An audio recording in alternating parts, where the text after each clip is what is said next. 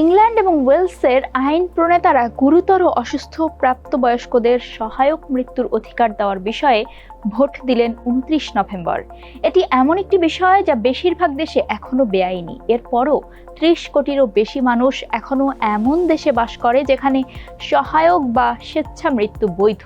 2015 সাল থেকে Canada, Australia, New Zealand, Spain এবং অস্ট্রিয়া সহায়ক মৃত্যুকে বৈধতা দিয়ে মৃত্যু আইন প্রবর্তন করেছে।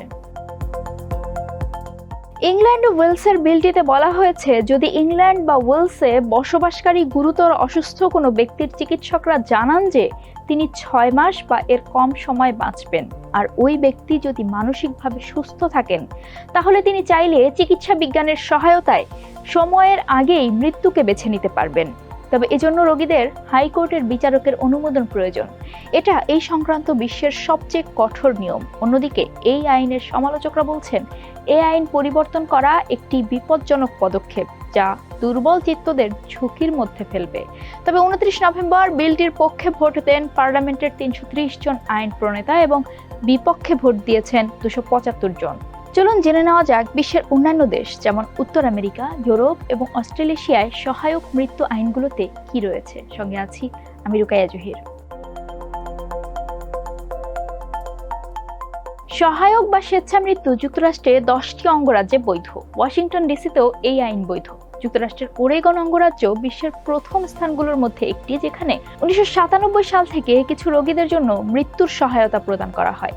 অঞ্চলটি এমন একটি মডেল হয়ে উঠেছে যার ভিত্তিতে অন্যান্য রাজ্যে সহায়ক মৃত্যু আইন প্রণয়ন করা হয়েছে। ওরেগনে অসুস্থ কিন্তু মানসিকভাবে সক্ষম এবং 6 মাসের মধ্যে যাদের মারা যাওয়ার আশঙ্কা রয়েছে এমন প্রাপ্তবয়স্করা স্বেচ্ছা মৃত্যু বেছে নিতে পারেন। তার অনুমোদন পেতে হলেও অন্তত 2 জন ডাক্তারের স্বাক্ষর প্রয়োজন। 1997 সাল থেকে ওরেগনে 4274টি স্বেচ্ছা মৃত্যুর আবেদন জমা পড়েছে, যার মধ্যে 2847 জনের মৃত্যু কার্যকর করা হয়েছে। গত বছর যারা স্বেচ্ছা মৃত্যু বেছে নিতে চেয়েছিলেন তাদের 2/3 রোগী ক্যান্সারে আক্রান্ত ছিলেন। গত কয়েক বছর ধরেই সহায়ক মৃত্যুর সংখ্যা উল্লেখযোগ্যভাবে বেড়েছে। ওরেগনের আইনে বলা আছে, যিনি স্বেচ্ছা মৃত্যু বেছে নিতে চান তাকে নিজেকেই প্রাণঘাতী ওষুধ গ্রহণ করতে হবে। এটা অন্য কেউ দিতে পারবেন না। ইংল্যান্ড এবং ওয়েলসের প্রস্তাবেও একই নিয়ম রাখা হয়েছে। তবে 1/3 চিকিৎসক এই নিয়মের সাথে একমত নন। অন্যদিকে সমালোচকদের মতে কিছু নিয়মে রয়েছে শিথিলতা। এখানে আবাসিক প্রয়োজনীয়তা তুলে নেওয়া হয়েছে, অর্থাৎ এই রাজ্যের বাইরের কেউ এখানে স্বেচ্ছা মৃত্যুর জন্য আবেদন করতে পারবেন।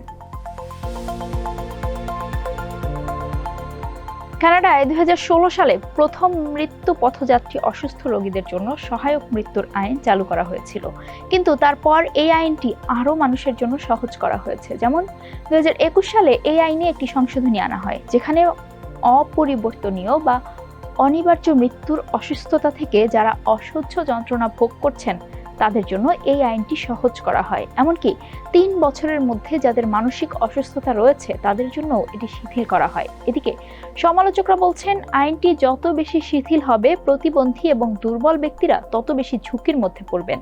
কেননা সম্প্রতি এই আইন ব্যবহার করে মৃত্যুর সংখ্যা নাটকীয়ভাবে বৃদ্ধি পেয়েছে। কানাডায় এখন 100 জনের মধ্যে 4 জন এই সহায়তা নিচ্ছেন। ইউরোপ জুড়ে 6টি দেশের সহায়ক মৃত্যু বৈধ, যার মধ্যে রয়েছে Switzerland, Netherlands, Belgium, Luxembourg, Spain এবং অস্ট্রিয়া। তবে সেখানে স্বেচ্ছা মৃত্যু বেছে নিতে ইংল্যান্ড এবং ওয়েলসের প্রস্তাবনার মতোই অসুস্থ হতেই হবে এমন বাধ্যবাধকতা নেই।